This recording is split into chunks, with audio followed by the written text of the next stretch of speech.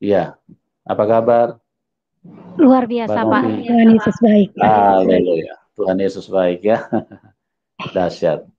Orang kalau sudah masuk dalam persekutuan dengan Tuhan Yesus, ada damai sukacita, ada sesuatu yang berubah di dalam hidupnya. Puji Tuhan, terima kasih ya Mbak Novi sudah hadir, dan teman-teman akan diberkati, dikuatkan, diteguhkan imannya. Bahkan yang belum kenal Tuhan pun kita berdoa supaya kuasa Roh Kudus akan menyadarkan mereka, supaya mereka semua bisa menyembah Tuhan yang benar dan bisa pulang ke rumah Bapa di surga. Ya. Oke, Mbak Novi, waktu dan tempat saya serahkan kepada Anda. Silakan. Terima kasih Pak Salum buat kita semua. Saya bersyukur kalau malam hari ini bisa dikasih kesempatan, ruang dan waktu untuk saya boleh bersaksi di channel YouTube Bapak Yusuf Mandubulu. Biarlah kiranya kesaksian ini boleh menjadi berkat bagi banyak orang, dan di mana mereka yang selama ini tidak mengerti keselamatan, biarlah malam hari ini Tuhan boleh jamah, mata rohaninya boleh dibukakan, biarlah semuanya hanya untuk kemuliaan Tuhan. Jadi salam Bapak Ibu Saudara semua, perkenalkan nama saya Novi. Saya memang terlahir dari keluarga Kristen, tetapi saya kurang sedikit beruntung karena keluarga saya, mama dan papa saya bercerai pada saat saya masih kecil, bahkan masih umur 4 bulan. Jadi saya nggak sempat kenal papa saya gitu. Jadi saya itu dibesarkan oleh keluarga nenek yang memang sudah Kristen di awal gitu. Jadi seiring perjalanannya waktu, di mana di masa-masa remaja gitu kan, saya sedang mencari jati diri, kalau bahasanya orang sekarang gitu, cari jati diri gitu. Jadi saya puji Tuhan saya nggak pernah terjerumus dengan hal-hal yang tidak baik. Bahkan saya mencari Tuhan gitu, sehingga pengenalan saya akan Tuhan pada saat masih remaja pun saya sudah mengenal Tuhan gitu. Tetapi berjalan seiringnya waktu, saya bercerita sedikit tentang masa lalu saya. Mama papa saya tadi saya bilang sudah berpisah sejak saya umur 4 bulan. Jadi saya nggak pernah mengenal mama saya, nggak pernah mengenal papa saya. Tapi saya juga tidak tinggal dengan mama saya. Walaupun kami satu kota, tapi saya nggak pernah tinggal satu rumah, satu atap dengan mama saya. Jadi pada saat itu usaha keluarga kami bangkrut. Kami harus pindah dari satu kota ke kota yang lain karena memang kakek saya itu jiwanya pengusaha. Kalau dia memang bangkrut, dia nggak mau dilihat orang gitu. Jadi dia harus pindah ke tempat yang lain gitu, memulai usaha yang baru gitu. Jadi singkat ceritanya waktu itu di sekitar tahun 1998, saya pada saat itu remaja, masa kelas 2 SMA, saya sudah mama saya waktu itu supaya jangan bingung gini, mama saya dan papa saya pisah. Papa saya menikah dengan orang Jawa dan mama saya masuk Muslim gitu. Mama saya masuk Muslim, papa saya juga, ya saya belum ketemu memang, tapi papa saya juga masuk Muslim gitu. Jadi saya melihat bagaimana kekacauan rumah tangga mama saya gitu. Mama saya nikah dengan Muslim yang bukan malah membimbing mama saya masuk ke dalam jalan yang benar, malah justru bawa mama saya ke jalan hidup yang memang saya nggak pernah pikirkan gitu. Mama saya terlibat narkoba, suaminya sendiri yang mengajak dia memakai narkoba gitu. Jadi saya sempat agak bimbang. Jujur saya dari dulu itu malu kalau teman-teman saya tahu saya adalah anak korban perceraian gitu. Saya malu gitu. Saya nggak pernah bilang sama teman-teman saya bahwasanya mama saya dan papa saya sudah berpisah. Kalau ada teman tanya gitu, saya bilang mama saya tinggal di Kota Malang. Saya nggak mau tinggal di sana gitu. Jadi saya maunya tinggal sama nenek. Saya nggak pernah bilang orang tua saya bercerai gitu. Jadi pada saat itu papa tiri saya bekerja di bea cukai. Jadi karena banyak uang mungkin menyalahgunakan, bisa pakai narkoba gitu. Jadi mereka rumah tangganya agak ini, bahkan sampai dipecat dari bea cukai. Mereka pindah ke Bekasi. Berarti satu kota dengan saya gitu. Begitu mereka pindah ke Bekasi dan saya harus tinggal dengan orang tua saya. Di situ saya melihat bagaimana gitu mama saya hidupnya nggak damai. Jujur saya mencari seorang sosok sosok bapak gitu yang nggak pernah saya dapatkan. Saya rindu saya memiliki figur bapak yang nggak pernah saya dapatkan gitu. Jadi waktu itu saya sudah berkenalan dengan suami saya yang sekarang.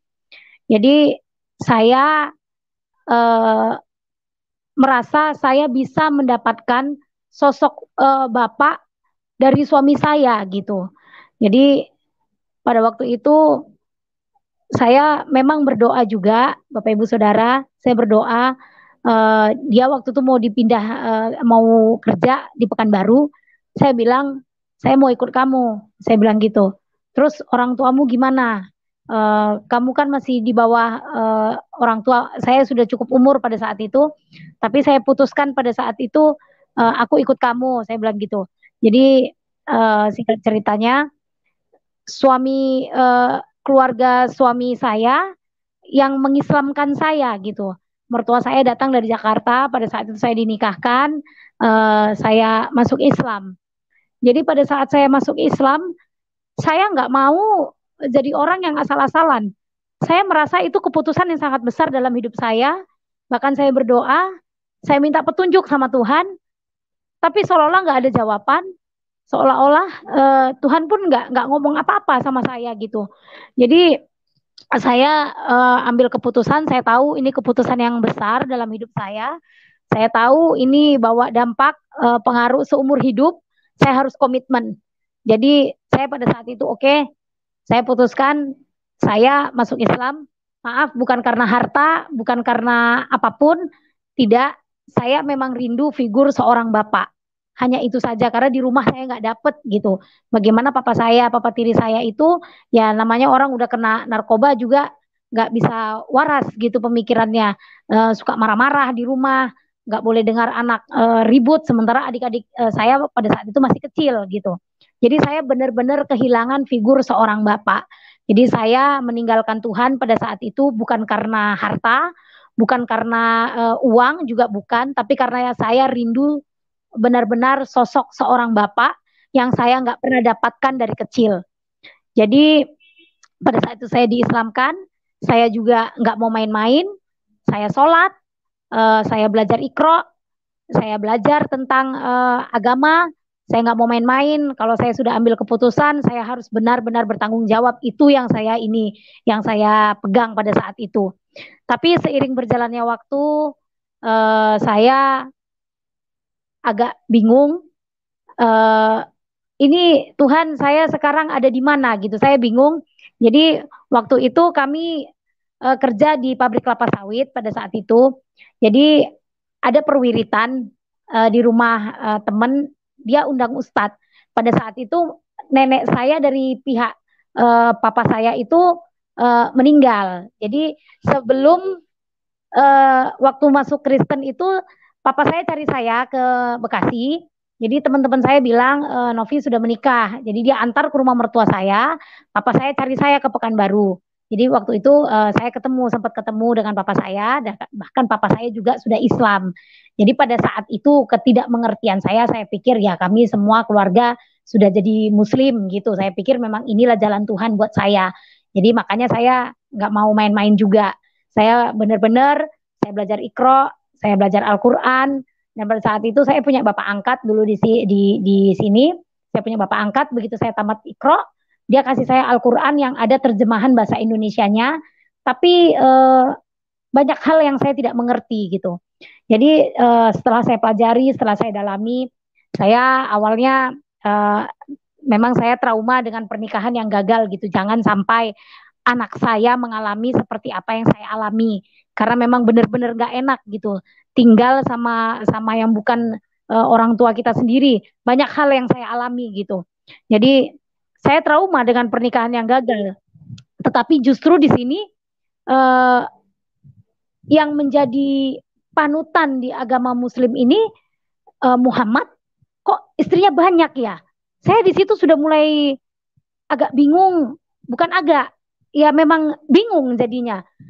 kalau guru itu kan digugu dan ditiru gitu. Jadi kalau gurunya istrinya banyak, berarti muridnya bisa lebih banyak. Karena ada juga pepatah bilang guru kencing berdiri, muridnya kencing berlari, seperti itu kan. Jadi saya bingung. Saya dalami, saya pelajari, saya coba gitu pelajari, saya kupas, saya kupas. Saya bingung, nggak apa-apa asal adil. Itu alasannya. Saya berpikir gini, adil ini dalam hal adil apa? Bisakah kita manusia yang tempatnya salah dan dosa, tempatnya kita silap, bisa adil seadil-adilnya? Sekarang saja saya punya 3 orang anak, saya mengasihi mereka tiga-tiganya, saya bilang saya nggak pilih kasih. Tapi nggak dipungkiri, setipis kulit bawang pasti ada perbedaan. Jadi di situ saya sudah mulai, ini sepertinya Tuhan coba singkapkan dulu Tuhan sekarang ini tempatku betul, benar atau tidak gitu. Satu poin itu, saya trauma dengan pernikahan, tetapi Muhammad istrinya banyak, saya bingung gitu. Ini ajaran apa ini gitu, seolah-olah membenarkan hanya untuk memuaskan nafsu, tapi membenarkannya dengan sebuah ajaran. Saya rasa ini bukan ajaran, tapi suatu penyesatan, Bapak Ibu Saudara. Jadi saya sudah mulai seperti orang berada di persimpangan. Jadi ditambah lagi pada saat itu waktu nenek saya meninggal, saya bilang sama Pak Ustadz, Pak boleh nggak kalau misalnya saya nanti minggu depan gilirannya wiridnya di rumah saya, tapi sumaila arwahinya itu saya sebutkan nenek saya yang sudah meninggal baru-baru ini, tetapi nenek saya itu masih Kristen. Pak Ustadznya bilang dengan tegas, oh nggak bisa, haram hukumnya. Di situ hati saya sedih. Kalau di agama saya yang dulu Tuhan mengajarkan tentang kasih, siapapun mau satu agama, mau di luar agama, nggak pandang suku, nggak pandang dari mana, orang kaya kah, orang miskin, semua sama di mata Tuhan, semua kita makhluk ciptaan Tuhan gitu. Kok ini berbeda ya? Saya sudah mulai lagi bimbang, Bapak Ibu Saudara. Terus saya di situ memang benar-benar terpukul karena saya mikir nenek saya yang membesarkan saya pada saat itu juga masih Kristen. Karena saya memang nggak sungguh-sungguh, berarti saya nggak bisa doakan karena memang di ajaran mereka ya doa anak soleha katanya bisa mengantarkan orang tuanya masuk surga. Nggak segampang itu juga gitu kan. Saya pikir sementara di ajaran kita ya selama orang tua kita hidup banyak-banyak doakan gitu. Banyak-banyak kalau sudah mati ya udah nggak ada urusannya lagi. Saya di situ mulai bersedih. Saya nggak bisa sudah mulai bimbang. Tadinya bimbang sedikit, sekarang jadi agak bimbang banyak gitu. Terus saya pada saat itu pernah mengalami kesesakan. Siapa sih nggak mengalami persoalan gitu kan? Saya mengalami kesesakan dan satu hal saya pada saat itu sedang saya sedang datang bulan gitu kan. Mau sholat pun nggak bisa gitu. Mau apapun nggak bisa, memang nggak boleh gitu kan. Jadi saya berpikir saya nggak bisa datang sama pencipta saya yang tadinya di agama saya ngajarin Tuhan itu hanya sejauh doa gitu kan. Saya nggak bisa datang. Terus saya berpikir gini, ya kalau memang hari ini itu Tuhan datang, Allah datang, ketinggalan dong saya karena saya memang sedang tidak kudus dalam arti mereka ya, bukan. Saya pikir itu kan hanya badani gitu.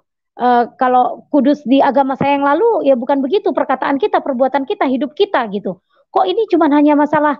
Jadi kalau hari ini Tuhan datang, saya dalam keadaan sedang datang bulan, saya nggak terangkat dong. Saya tinggal dong masuk neraka. Kok Tuhan itu kejam banget gitu kan? Kok hanya cuman begitu doang gitu. Saya sudah mulai tambah lagi kebimbangan dalam pikiran saya. Saya merasa kalut, saya merasa kayaknya saya nggak bener nih di sini. Tapi saya coba bertahan. Terus suatu saat saya dapat yang namanya di komplek biasalah ibu-ibu gitu kan, agak diceritain gitu, diomongin sedikit, difitnah gitu kan. Terus saya ngadu sama teman saya, aku diomongin gini gini gini gini. Padahal aku nggak begitu loh, saya bilang gitu. Terus dia ngajarin saya gini, kamu sholat tahajud tengah malam, kamu berdoa, kamu nangis sama Allah, kamu minta sama Allah, nanti pasti Allah balaskan berkali lipat daripada apa yang kamu pikirkan tentang orang itu. Saya bukan makin semangat untuk saya datang untuk sholat, tapi saya justru malah tambah bingung gitu. Kalau di agama saya yang dulu, Tuhan bilang, kalau kamu ditampar pipi kiri, kasih pipi kanan. ampuni musuhmu, mengampuni, mengampuni, mengampuni gitu. Saya semakin bingung, nggak ada damai sejahtera, nggak ada sukacita.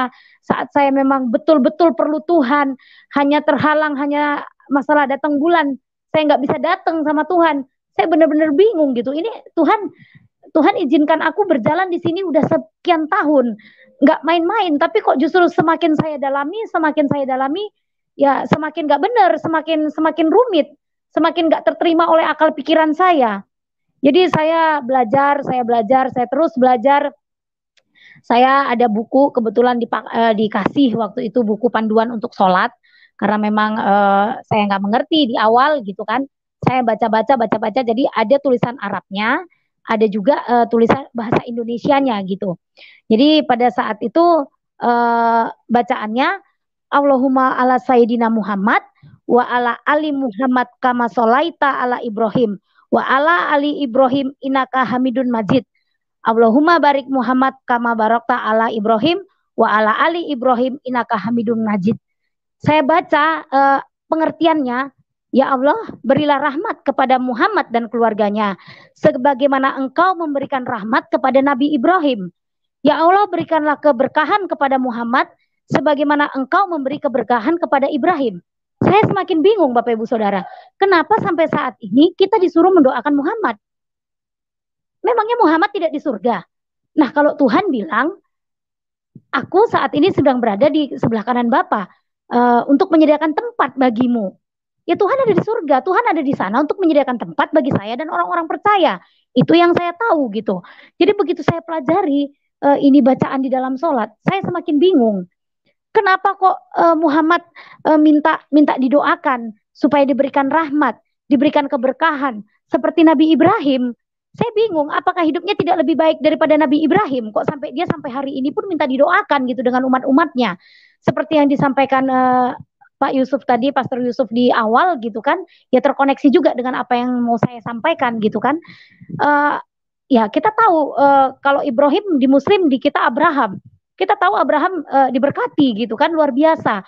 Bahkan dia taat sampai anaknya yang tunggal pun dia mau kasih gitu kan. Sudah dapatnya lama, dia mau kasih. Kalau mungkin secara manusia kita rasa itu bukan suara Tuhan, tapi suara setan. Kita mau tengking cepat-cepat. Anak cuman semata wayang kok mau dipersembahkan pula gitu kan.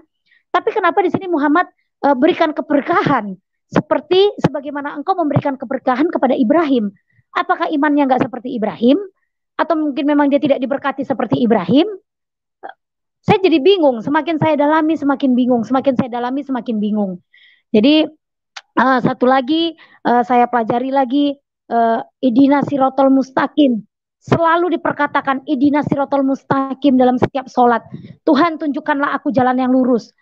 Memangnya selama ini yang ditunjukkan itu bukan jalan yang lurus. Saya sempat berpikir, tapi ya puji Tuhan, saya memang dari dulu juga memang sudah belajar firman Tuhan. Ya, di sini Alkitab bertanya, Al-Quran bertanya, tunjukkan saya jalan yang lurus. Tuhan saya menjawab. Jadi Tuhan Yesus sendiri berkata, akulah jalan kebenaran dan hidup. Tidak ada satu orang pun yang sampai kepada Bapa kalau tidak melalui aku. Jadi saya serasa terkonfirmasi pada saat itu ada damai sejahtera, ada sukacita, ada ketenangan yang saya nggak pernah rasakan sebelumnya gitu. Saat Al-Quran bertanya, Tuhan menjawab gitu, seolah-olah seperti itu di dalam masa kebimbangan saya, di dalam masa persimpangan saya. Terus Allahumma ala Sayyidina Muhammad wa ala ali Sayyidina Muhammad, itu kan salawat Nabi yang selalu Muhammad suruh gitu setiap umatnya gitu, bersalawat, diperbanyak. Yang saya lihat artinya itu ya rahmat senantiasa, semoga rahmat senantiasa tercurah kepada Muhammad. Saya bingung, apa Muhammad selama hidupnya tidak mendapat rahmat Tuhan? Jadi saya semakin bertanya, nggak ada kedamaian, nggak ada ketenangan, semakin bingung. Dan pada akhirnya saya ambil keputusan di tahun 2006 itu, saya bilang sama suami saya mau berdagang. Pada saat itu suami saya kerja di pabrik kelapa sawit. Saya bilang sama suami saya mau berdagang, saya mau pergi, saya nggak mau tinggal di komplek, saya mau pergi berdagang, saya bilang gitu. Dan suami juga izinkan, itu hanya sebenarnya ya cuman dalih saya aja supaya saya nggak terikat dengan peraturan-peraturan yang ada di situ gitu kan. Ya memang di sana ya setiap ibu-ibu setiap hari Kamis itu harus ada perwiritan ibu-ibu ya harus ikut gitu. Saya udah mulai jengah gitu karena dibilang nggak boleh mendoakan yang tidak beragama seiman gitu, muslim gitu. Saya sudah mulai ini, saya ambil keputusan tahun 2006, kami keluar, kami resign dari pekerjaan, kami berusaha berdagang sendiri, kami usaha. Jadi pada saat itu kebetulan rumah kita aksesnya itu jalannya setiap hari saya melewati gereja, bahkan kalau mereka sedang ibadah itu terdengar sayup-sayup dari kamar kita gitu kan, dari rumah kita terdengar gitu. Saya memang setiap lewat saya punya kerinduan. Saya bilang gini, Tuhan, aku rindu di situ. Tuhan, aku rindu di situ. Tapi aku nggak tahu Tuhan gimana caranya aku bisa ke situ. Aku nggak tahu langkah apa yang aku harus ambil gitu. Jadi setelah sekarang saya Kristen dan kebetulan juga saya di gereja pelayanan saya pendoa syafaat, barulah saya mengerti mungkin di gereja itu ada orang pendoa-pendoa syafaat yang senantiasa berdoa. Kalau saya sendiri pribadi selalu berdoa lawatan Tuhan radius 2 kilometer ataupun lebih, biar lawatan Tuhan boleh melawat setiap orang yang berlalu lalang. Jadi begitu saya terima keselamatan, saya merasa sayalah orang yang menerima lawatan Tuhan. Nah, di saat saya berlalu lalang di depan gereja. Jadi pada saat itu di tahun 2006 ada gempa di Padang. Saya sedang duduk sama tetangga sebelah saya. Saya sedang duduk. Jadi gempanya terasa sampai waktu itu kita tinggal di Rantau Prapat. Saya berasa saya mual, saya pusing, saya mual. Padahal itu gempanya nggak sebesar waktu gempa di Aceh. Waktu gempa di Aceh itu juga saya sedang nonton TV, tapi saya nggak alami lawatan Tuhan. Saya nggak alami lawatan Tuhan. Saya merasa biasa aja. Padahal itu lebih dahsyat daripada gempa yang di Padang kemarin. Itu gelas-gelas di rak piring saya sampai semuanya bergoncang gitu kan. Jadi saya Tuhan belum jamah saya. Tapi waktu gempa di Padang itu Tuhan jamah saya. Saya merasa mual, saya pusing, saya mau muntah. Saya buka TV, dibilang teman saya, coba buka TV lihat di mana gempanya. Jadi waktu itu kami buka Metro TV, jadi gempanya di Padang. Setelah kami nonton berita, tetangga saya pulang, saya merenung di dalam kamar tuh, saya merenung, saya bilang gini, Tuhan, kalau hari ini hari kiamat, tempatku di mana? Adakah surga bagiku? Dan selama ini memang dalam Muslim nggak dapat gitu. Amal baik, perbuatan baik itu yang menyelamatkan. Rambut di belah 7 itu nanti jalan sama sekali nggak masuk di akal saya gitu. Boro-boro rambut di belah 7. Papan 1 aja kalau disuruh menyeberangi surga dan neraka, ya nggak ada yang selamat gitu. Jadi saya berpikir, sementara yang saya katakan tadi Tuhan menjawab, akulah jalan kebenaran dan hidup, kata Tuhan, akulah roti hidup. Jadi pada saat itu saya sudah mulai bingung, saya sudah memang benar-benar sudah nggak merasa memang nggak ada damai sejahtera, nggak ada sukacita, nggak ada kedamaian, nggak ada ketenangan, nggak ada pegangan hidup, nggak ada sesuatu yang memberikan saya kepastian, nggak ada janji yang memberikan saya kepastian gitu. Pada saat nanti ini dunia berakhir, pada saat saya mati saya di mana, nggak ada kepastian gitu Bapak Ibu Saudara. Yang amal ibadah ditimbang, amal perbuatan baik ditimbang segala macam, saya nggak ada kepastian. Kok di dalam agama yang saya ikuti ini selama 7 tahun tidak ada janji-janji yang membuat saya pasti masuk surga. Nggak ada janji-janji yang memberikan janji keselamatan yang benar-benar buat saya gitu. Saya mulai bingung. Terus kebetulan tetangga saya ngobrol dengan saya itu beberapa hari kemudian setelah kejadian itu. Dia memang mau pergi, dia ada bisnis walet. Memang kebetulan juga di Padang juga. Jadi dia mau pergi ke Padang. Dia titip kunci dengan saya. Dia titip kunci. Nov, saya titip kunci. Siapa tahu aku lupa matikan air supaya airmu itu nggak terganggu, karena kalau keran dia mengalir, keran ke kamar mandi saya itu agak kecil, jadi kami agak terganggu gitu. Jadi dia titip kunci. Jadi pada saat itu ya saya percaya itu juga pekerjaan Roh Kudus. Dia titip kunci sama saya. Terus waktu saya hidupkan air, memang benar air dia itu kerannya mengalir. Jadi saya buka kamar dia, rumah dia, saya matikan kerannya. Saya di situ lihat Alkitab dan buku Mana Surgawi. Hati saya seperti ada yang menarik gitu. Ada yang menarik gitu. Baca dong gitu. Saya rindu gitu kan. Terus saya ambil buku itu, saya baca pelan-pelan di Mana Surgawi itu. Ada satu ayat yang meneguhkan saya pada saat itu untuk saya boleh kembali sama Tuhan. Di Markus 8 ayat 35 sampai 36. Firman Tuhan berkata, karena siapa yang mau menyelamatkan nyawanya, ia akan kehilangan nyawanya. nyawanya. Tetapi barang siapa kehilangan nyawanya karena aku dan karena Injil, ia akan menyelamatkannya. Apa gunanya seorang memperoleh dunia tetapi ia kehilangan nyawanya? Jujur sudah lama saya kepengen kembali sama Tuhan, tapi saya nggak tahu caranya, saya nggak tahu jalannya, saya nggak mengerti, saya takut sama keluarga saya takut sama suami saya nggak siap mengalami aniaya. Banyak hal yang saya pikirkan sampai saya terkurung gitu, rasa-rasa terikat dengan ajaran yang saya nggak mengerti gitu. Jadi begitu saya baca itu, iman saya diteguhkan, saya benar-benar merasa yes, saya memang harus kembali sama Tuhan. Karena memang disinilah ada jalan keselamatan dan kebenaran.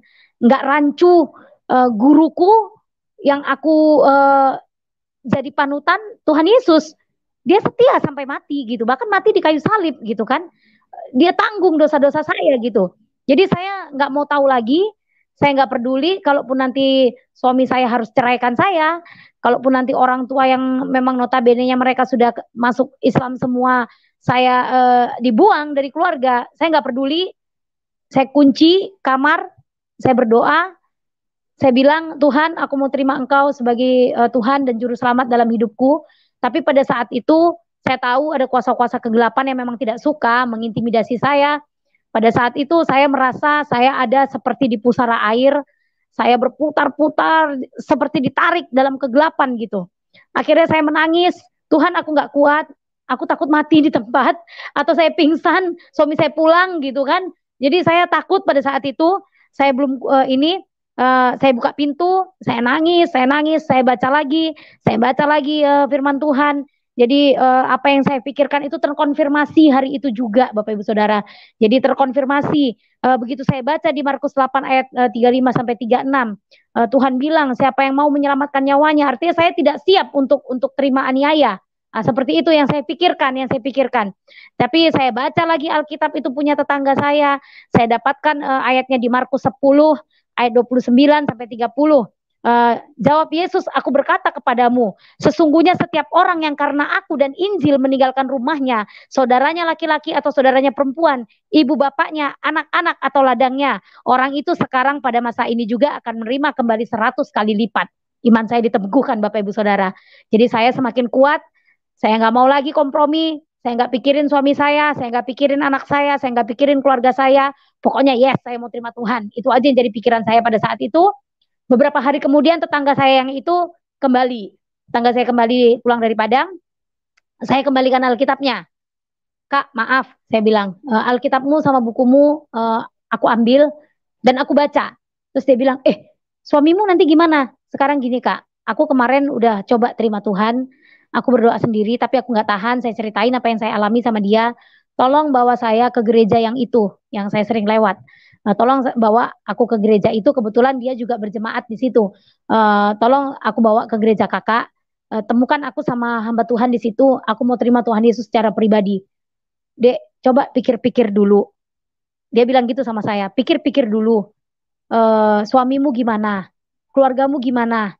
Anakmu gimana? Jangan nanti gara-gara keegoisanmu, rumah tanggamu berantakan. Saya memang agak terbuka sama tetangga saya ini, tapi kok bilang kok trauma. Kau nggak mau anakmu jadi korban perceraian seperti kau. Dia bilang gitu. Saya nggak bisa lagi pikir-pikir.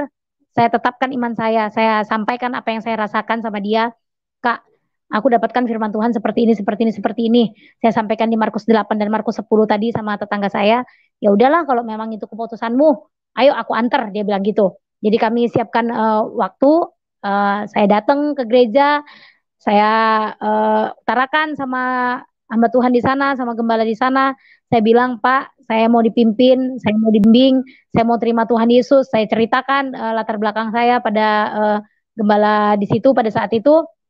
Jadi saya dituntun, saya ditumpang tanganin, saya terima kembali Tuhan Yesus. Di situ benar-benar saya rasakan ada kekosongan hati yang selama ini saya rasakan, yang diisi dengan sukacita yang melimpah yang sebelumnya saya nggak pernah rasakan. Jadi ada sesuatu yang bekerja dalam diri saya merasa seperti ciptaan yang baru, saya merasa ada damai sejahtera, ada tenang, ada teduh, ada pokoknya sesuatu yang nggak pernah saya rasakan dulu gitu. Sekalipun saya berdoa, sholat tengah malam, jam 1 malam saya nangis bercucuran air mata, nggak pernah saya dapatkan rasa damai, tentram yang seperti saya alami pada saat itu. Jadi saya merasa seperti orang yang tadinya dipasung atau diikat, yang dilepas gitu. Jadi saya merasa roh saya, jiwa saya itu lepas, merasa bebas gitu, merasa ada sesuatu yang nggak pernah saya rasakan gitu. Terus saya merasa ada selubung yang tersingkap gitu, semuanya jadi terang gitu. Terus semenjak itu saya diem-diem pergi ke gereja karena memang suami saya belum tahu. Saya diem-diem pergi ke gereja. Waktu itu begitu rindunya saya kasih mula-mula, seperti orang falling in love sama Tuhan Yesus gitu kan. Setiap hari mau ketemu, setiap hari mau dengar firman, setiap hari aku mau di gereja itu saya angkat tangan, saya menyembah. Itu benar-benar ada, aduh, nggak bisa dibilangkan, nggak bisa diutarakan dengan kata-kata gitu. Kalau bisa 1 hari 8 kali ke gereja, kalau boleh saya mau gitu kan. Tapi pada saat itu memang posisinya saya harus diam-diam, supaya anak saya nggak bicara sama ayahnya. Saya harus titipin dulu anak saya supaya dia jangan tahu kalau saya ke gereja. Tapi pada saat itu roh saya nggak tahan. Ada seminar, kebetulan hamba Tuhan dari Singapura datang memberkati gereja kami untuk mengadakan seminar doa. Jadi karena memang saya rindu, benar-benar saya rindu, saya nggak ambil pusing, saya nggak ambil resiko lagi, nggak sembunyi-sembunyiin karena memang acaranya malam, saya nggak mungkin titipin anak saya ke orang lain. Jadi saya bawa anak saya pergi seminar. Saya pamitnya sama suami saya di rumah gitu karena suami sedang berdagang gitu, sedang jualan. Dan saya memang ya saya percaya itu juga pekerjaan Roh Kudus, Bapak Ibu Saudara. Jadi perkiraan saya itu suami saya akan pulang sekitar jam 10-an gitu. Jadi sempet lah kalau seminar cuma sampai jam 9. Sebelum suami saya pulang, saya sudah sampai di rumah gitu. Jadi pada saat itu ya memang itu saya tahu itu juga karya Roh Kudus, semua agar kebenaran juga terungkap gitu kan, agar kebenaran juga ya jangan disimpan gitu. Terang tuh nggak bisa disimpan gitu. Terang tuh harusnya bercahaya, harus di atas, nggak bisa di bawah tempat tidur, nggak bisa gitu kan. Jadi supaya ini suami saya pulang ya memang karena akses rumah kita itu memang lewat depan gereja itu, dia sudah mondar-mandir ternyata cari saya, sudah beberapa kali lewat situ. Dan kebetulan anak saya lagi main-main di tangga gereja, dia lihat ayahnya lewat, dia langsung panggil, ayah gitu. Suami saya kaget, ngapain di sini gitu. Dia samperin anak saya, dia samperin, ngapain di sini, mana mama gitu. Mama di dalam, mama sedang berdoa. Anak saya bilang gitu. Itu hal yang gak pernah saya bayangkan sebelumnya. Suami saya marah di situ, dia ngamuk, dia teriak-teriak, dia gas-gas itu pada saat itu motornya. Dia bilang, keluarkan istriku, kalau nggak keluar, aku bakar gerejamu. Dia sampai mau bakar gereja gitu kan, dia sempat mau panggil teman-temannya gitu untuk bakar gereja gitu kan. Jadi saya ketakutan, saya nangis di dalam, saya nggak siap akan apa yang saya alami, saya nggak siap.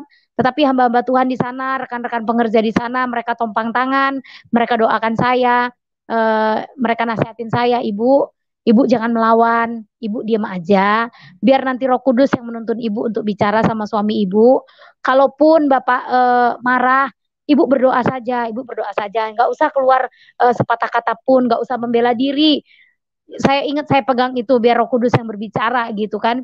Jadi sepanjang saya dibonceng sama suami saya tuh, saya berdoa Tuhan jamah hatinya, Tuhan tolong aku, saya nggak ngomong. Padahal aslinya saya ini ya karena pendoa memang biasanya agak cerewet gitu. Tapi pada saat itu saya nggak bisa gitu. Memang benar-benar Roh Kudus yang ngajarin saya gitu. Saya diam. Tuhan tolong saya, itu aja yang bisa saya ucapkan. Tuhan jamah suamiku, Tuhan tolong saya, hanya itu aja yang saya ucapkan. Sampai di rumah suami saya marah, pakaian saya semua dibuang, lemari dipecahin. Ada waktu itu kita punya gitar, dia pecahin itu lemari, gitar dipecahin, dia usir saya, dia maki-maki saya. Tapi saya diam aja, dia diam. Dan pada akhirnya pada saat udah suami saya sudah mereda, dia tanya sama saya gitu, sekarang maumu apa? Dia bilang gitu. Aduh, di situ memang benar-benar Roh Kudus yang bekerja. Roh Kudus mengajari saya berbicara. Saya bilang aku mau balik ke Kristen. Saya hanya bilang seperti itu. Selama 7 tahun ini sudah saya jalani ya memang nggak dapat apa-apa gitu. Saya bilang pokoknya aku kalau ditanya mau saya apa ya, cuman saya mau kembali sama Tuhan. Itu aja saya menjawab. Dan akhirnya suami saya minta maaf sama saya. Tapi ya nggak berhenti di situ juga. Boleh kau masuk kembali lagi ke Kristen, jangan bawa anak. Suami saya ultimatum begitu, anakmu nggak boleh dibawa. Ya oke, saya pikir karena saya memang ya dari awal juga nggak sungguh-sungguh gitu. Kalau ini saya berpikir, saya pegang firman Tuhan, satu orang bertobat, seisi rumah diselamatkan. Yes, Tuhan, kalau aku diselamatkan, pastilah seisi rumahku diselamatkan. Hanya itu saja yang saya pegang. Dan akhirnya sampai juga kepada keluarga saya. Tapi lama sebelumnya itu, setelah suami saya tanya, kamu maunya apa? Saya bilang saya mau kembali sama Tuhan saya. Saya mau balik Kristen, saya bilang gitu. Begitu dia persilakan, silakan pergi ke gereja. Di situ saya benar-benar sukacita, apa yang saya pikirkan itu nggak terjadi gitu. Yang saya bayangkan itu mungkin suami saya bakar saya hidup-hidup, atau suami saya tampar saya, atau suami saya ceraikan saya. Memang pada saat itu marah-marah luar biasa gitu, sampai buku nikah kita pun dirobek-robek gitu kan. Jadi saya hari pertama saya pergi ke gereja dengan terang-terangan, saya sukacita, saya kayak orang mau ketemu pacar. Hari Minggu ke gereja, hari Sabtu itu saya sudah prepare mau pakai baju apa, saya mau, aduh, seperti sukacita banget gitu, nggak pernah saya rasakan. Begitu sampai saya di gereja, hamba Tuhan itu eh, khotbah tentang anak yang hilang. Nah, sebelum saya ambil keputusan untuk saya kembali sama Tuhan, banyak gitu intimidasi-intimidasi yang saya terima dari teman-teman gitu, teman-teman berdagang, teman-teman sekeliling saya, banyak intimidasi yang saya terima. Saya dibilang kafir, saya dibilang mempermainkan agama, saya dibilang mati juga enggak bakalan diterima bumi, macam-macam intimidasi itu yang melemahkan iman saya gitu. Tapi begitu saya pada saat itu suami saya izinkan saya pergi ke gereja, itu hamba Tuhan, firman Tuhan pada saat itu tentang anak yang hilang. Semakin diteguhkan lagi iman saya, yes Tuhan, aku bukan orang kafir, aku bukan orang buangan, tapi aku anak Tuhan yang hilang, yang Tuhan izinkan saya berjalan selama 7 tahun untuk saya boleh mencari kebenaran dan mencari Tuhan, dan akhirnya Tuhan singkapkan, saya kembali sama Tuhan, dan seisi surga pasti bersorak-sorai karena saya kembali. Itu yang saya imani, jadi saya nggak peduli orang mau bilang saya kafir, orang mau bilang saya mempermainkan agama, saya nggak peduli lagi. Yang saya pegang, yes, aku anak yang hilang. Bahkan firman Tuhan di situ bilang, ya bapaknya menyediakan lembu yang tambun, disediakan pesta. Saya yakin gitu, sorga bersorak-sorai karena saya berharga di mata Tuhan, karena saya memang benar-benar dari awal Tuhan sudah pilih saya gitu. Jadi semakin teguh iman saya merasa dengan bangganya saya, nih anak yang hilang nih, Bapakku di sorga bersorak-sorai, bahkan malaikat pun bersorak-sorai. Saya balik lagi, saya anak yang hilang, saya bukan orang kafir, saya bukan orang yang mempermainkan agama, saya merasa sukacita pada saat itu, tapi ada harga yang harus saya bayar gitu, untuk saya boleh mengalami lebih lagi kasih Tuhan. Begitu sampai saya di rumah, saya dapat kabar papa saya meninggal. Jadi begitu pulang gereja, bilang kita pulang ke Medan, papa meninggal gitu. Pada saat papa saya sakit jantung, nggak sempat dirawat, memang meninggalnya juga sangat-sangat mendadak. Jadi pada saat itu saya pulang ke Medan, saya dilema lagi gitu kan, karena memang di Muslim harus menyolatkan gitu kan, orang tua saya gitu kan. Tapi saya sudah terima Tuhan gitu.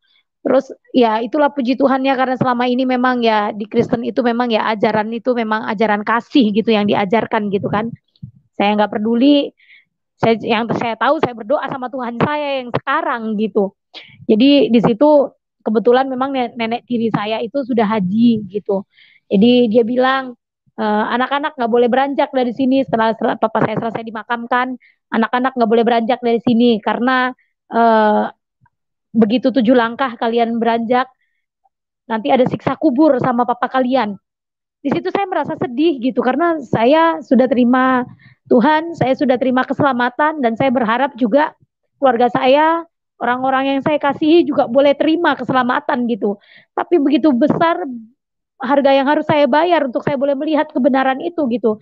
Saya semakin diteguhkan, saya melihat bagaimana cara orang Muslim gitu dikuburkan gitu. Saya lihat papa saya sendiri gitu. Kok ada siksa kubur ya? Saya berpikir seperti itu. Kalau kita, ya Tuhan bilang sangat berharga kematian orang-orang yang dikasihi gitu kan. Kalau saya kembali saat ini pun saya mati, pasti saya sudah berada di pangkuan Tuhan gitu kan. Itu iman kita gitu kan. Saya sedih di situ, benar-benar sedih, tapi saya ya udahlah, saya bersyukur gitu kalau saya ya sudah Tuhan selamatkan gitu. Jadi banyak hal-hal di situ yang merasa saya janggal gitu. Nenek saya nyampaikan beberapa hari kemudian gitu, katanya badannya sakit-sakit. Ini udah datang nih siksa kubur nih sama papa kalian ini.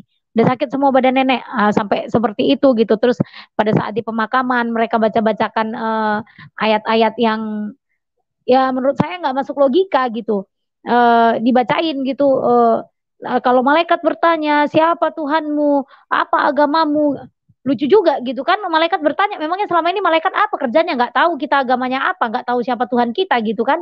Banyak hal-hal janggal gitu kan. Jadi semakin meneguhkan iman saya nggak mau saya mati nggak di dalam Tuhan, saya nggak mau gitu. Saya nggak mau saya binasa di luar Tuhan, saya nggak mau gitu. Jadi semakin diteguhkan iman saya. Jadi seiringnya berjalan waktu, saya tetap sungguh-sungguh. Bahkan nenek saya membesarkan saya, begitu saya kasih tahu saya sudah Kristen, pada saat itu beliau juga nggak terima, takut gitu, takut saya diceraiin, takut keluarga suami saya menolak saya. Dia takut gitu, tapi karena sudah banyak hal-hal yang Tuhan teguhkan dalam hidup saya nggak takut gitu. Ya sudah, biarkan aja gitu. Kalau memang aku mau diceraikan, ceraikan aja lah. Kalau memang keluarga aku nggak mau terima lagi, ya sudah, nggak apa-apa. Saya gitu. Cuman yang saya pegang di Markus tadi, setiap orang yang kehilangan aku karena Injil, kehilangan sanak saudara karena aku dan Injil, kata Tuhan, dia akan mendapatkan 100 kali lipat. Ya memang iya. Keluarga kita buang kita kok. Keluarga saya, terkhususnya keluarga suami, ya memang ya mereka buang, tapi Tuhan kirimkan saudara-saudara seiman yang benar-benar gitu mensupport kita gitu kan, secara rohani. Ya Tuhan gantikan gitu. Jadi sukacita yang nggak tergantikan itu Tuhan gantikan semuanya. Jadi saya berjalan hampir setahun. Di tahun 2007, tahun 2007 itu doa saya dijawab Tuhan. Anak saya boleh Kristen, dan suami saya juga terima mujizat dari Tuhan. Akhirnya dia diselamatkan. Dan karena satu firman Tuhan, satu ayat aja yang saya pegang, ya begitu dahsyat dan luar biasa Tuhan bekerja atas keluarga kita. Dan hari ini pun mama saya yang tadinya Muslim, adik-adik saya yang tadinya Muslim, puji Tuhan, Tuhan juga selamatkan. Mereka sekarang juga semuanya sudah Kristen, bahkan sudah menjadi pelayan-pelayan Tuhan. Jadi saya bersyukur, kalaupun ada orang yang tadinya menghujat saya nggak peduli. Sekarang saya ada di dalam Tuhan, dan saya ambil komitmen, saya nggak akan gantikan Tuhan dengan apapun. Dengan apapun saya nggak akan gantikan. Sosok Bapak yang tidak bisa saya temukan itu, saya dapatkan dalam Tuhan Yesus. Di saat saya hari pertama terang-terangan saya pergi ke gereja, terkoneksi tentang khotbah tentang anak yang hilang. Jadi sekarang dalam keadaan apapun, saya mau lagi datang bulan, saya belum mandikah, atau saya sedang di kamar mandi, atau saya sedang dalam keadaan di ketakutan, nggak ada hal yang menghalangi saya untuk saya datang sama Tuhan. Saat saya sedih, saya tinggal lipat tangan, saya tinggal berdoa. Saat saya mungkin sedang ketakutan, saya nggak harus cari air atau apa, saya tinggal berdoa sama Tuhan.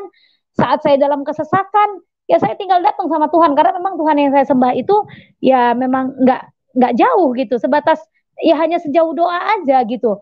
Dan saya memang sudah benar-benar saya terima gitu setiap janji-janji Tuhan yang saya sembah, Tuhan yang benar ini, ya Tuhan memang jawab gitu. Ya memang ikut Tuhan enggak ada yang mudah, ada tantangan, ada persoalan, tapi bagaimana saya rasakan penyertaan Tuhan dalam kehidupan saya itu luar biasa.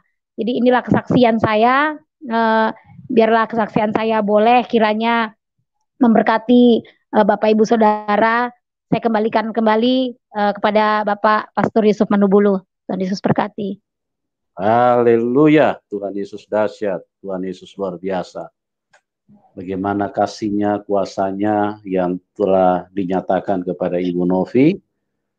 Itulah Tuhan yang benar. Karena Tuhan yang benar, saya seperti yang saya ulang-ulang sampaikan, sangat mudah untuk dipahami, dikenali. Karena hakikatnya Tuhan itu tidak bertele-tele, tidak ruwet, tidak jelimet, ya. Hakikat Tuhan itu yang pertama, dia adalah kasih, pengasih dan penyayang. Kita lihat waktu Ibu Novi meninggalkan Tuhan Yesus tidak marah-marah, Tuhan Yesus tidak suruh orang Kristen tumpahkan darahnya, kurang ajar ini si Novi, kenapa dia sudah pergi percaya sama Muhammad? Ya, Tuhan Yesus tidak seperti itu. Tuhan Yesus datang dengan kasih-Nya dan mengulurkan tangannya. Firman-Nya berkata, marilah kamu yang letih lesu dan berbeban berat, aku akan memberikan kelegaan kepadamu. Dari firman-Nya saja tidak bisa dibantah kalau dia Tuhan. Mana ada pribadi seperti itu? Orang tua kita pun kalau kita lagi letih lesu berbeban berat, mereka belum tentu mau lihat sama kita. Karena apa? Karena mereka juga punya beban. Mereka juga letih lesu, ya. Apalagi kalau letih lesu kita karena banyak utang, karena kita salah melakukan sesuatu. Ya paling orang tua tinggal bilang itu salahmu sendiri, nak. Siapa suruh kamu melakukan itu? Tuhan tidak begitu. Marilah kamu yang letih lesu dan berbeban berat. Ibu Novi letih lesu dalam perjalanan imannya di mana dia meninggalkan Tuhan Yesus. Dia mencoba beriman kepada Allah SWT. Dia tidak mendapatkan apa-apa, letih lesu. Bahkan sampai di satu titik dia merasakan gelisah. Bagaimana kalau seandainya saya mati? Saya di dalam keadaan datang bulan atau dalam keadaan menstruasi. Karena tidak boleh mendekat kepada Tuhan. Nah, inilah yang membuat Ibu Novi kasih Tuhan, menyadarkan dia. Orang yang cerdas itu pasti tahu. Logika kita tidak bisa dibantah. Kalau Tuhan yang benar itu tidak mempersulit dengan cara seperti itu. Akhirnya dari beberapa hal tadi sudah disampaikan, Bu Novi menyimpulkan bahwa Tuhan Yesus dia harus balik. Dia harus cari Tuhan, karena itulah Tuhan yang benar. Dia harus balik, dia harus kembali sebagai anak yang terhilang, dan tidak ada yang menjadi beban. Tuhan lepaskan bebannya. Beban-beban, tekanan, pikiran, intimidasi yang berasal dari setan selama ini yang mengganggu, menakutkan, bahkan yang begitu menggelisahkan dia, Tuhan bebaskan. Marilah kamu yang letih lesu dan berbeban berat. Dari pengajarannya, kasihilah musuhmu, berdoalah, mintalah berkat buat mereka. Siapa dia? Tidak susah mengenali Tuhan yang benar. Asal Anda mau buka logika sedikit saja, jangan menjadi berkeras hati, jangan terus membenarkan diri. Karena kalau Anda membenarkan diri, sama dengan Anda mensetarakan dirimu dengan Tuhan. Yang punya kebenaran itu hanya Tuhan, jangan merasa benar. Tuhanlah yang benar dan ikutilah dia. Itulah yang benar dalam hidup ini. Ya, jangan merasa so benar. Masa Tuhan lahir dari rahim wanita? Masa Tuhan pakai kolor? Masa Tuhan tidak berdaya di palang salib? Masa. Itu pikiran iblis yang ditaruh di dalam pikiranmu. Sehingga engkau tidak pernah bisa terbuka sedikit dengan kebenaran, engkau tidak pernah mau datang dan mengaku rendah hati bahwa kita itu perlu kebenaran, bukan membenarkan diri. Kalau Anda terus membenarkan diri, itu sama dengan Anda sekali lagi, Anda sedang menyetarakan hidupmu dengan Tuhan. Dan tidak ada satupun manusia yang benar kecuali Tuhan. Ya, luar biasa. Terima kasih Bu Novi. Nanti kalau Tuhan berkenan, suaminya pun sudah dijamah Tuhan, ya. Nanti kita akan angkat juga kesaksiannya. Bagaimana Tuhan Yesus begitu dahsyat, dia ngamuk-ngamuk, dia mau bakar gereja, dia mau panggil temannya, tapi Tuhan Yesus kasihnya, ya. Dari situ sudah tidak bisa dibantah, dia Tuhan. Tuhan Yesus tidak langsung kirim malaikat suruh tampar suaminya Novi, pang, kurang ajar kamu mau bakar gereja. Tuhan tidak seperti itu, ya. Orang-orang yang ada di dalam gereja pun itu adalah orang-orang yang dipenuhi dengan kasih Tuhan. Mereka mengajarkan kebenaran, Bu Novi. Jangan banyak ngomong, diam aja ya. Berdoa kepada Tuhan. Nanti kami juga dukung doa. Itulah pengajaran kuasa kasih Tuhan Yesus. Ya, tidak ada, pakan darahnya. Ayo kita perang. Kurang ngajar dia, masa mau bakar gereja? Ada urusan apa dia mau bakar-bakar gereja? Orang Kristen tidak seperti itu. Karena kami memiliki Tuhan yang penuh dengan belas kasihan. Kami bukan hanya diajarkan, Tuhan menyalurkan kasih-Nya di dalam hidup kami. Kami berlimpah-limpah dengan kasih karunia. Tadi Ibu Novi sudah berkata, kalau menurut karakter dia orangnya cerewet, dia bisa perang kata-kata, dia bisa membalas, melawan. Tapi karena Roh Kudus sudah menguasai dia tidak mengeluarkan kata-kata apapun. Dia serahkan semuanya, Tuhan tolong saya, Tuhan tolong saya. Dan akhirnya kuasa Tuhan bekerja. Jiwa-jiwa diselamatkan. Itulah Tuhan yang benar. Ya, teman-teman, terlalu banyak kalau saya mau bicara. Tidak bisa dibantah bahwa satu-satunya Tuhan yang benar itulah Tuhan Yesus Kristus.